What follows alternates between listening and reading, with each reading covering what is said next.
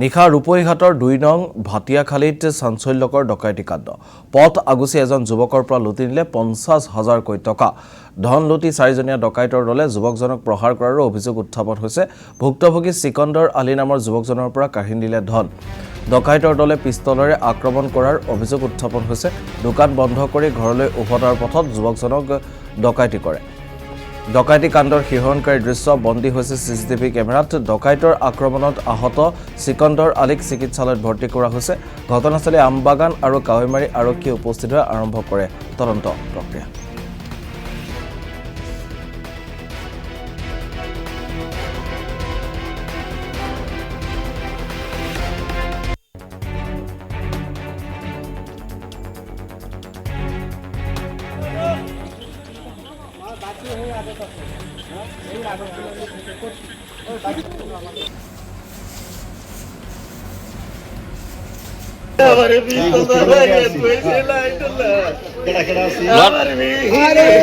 লট আনি বাজার পিস্তল দা এই কত্তরি টেহা টেহা কত্তরি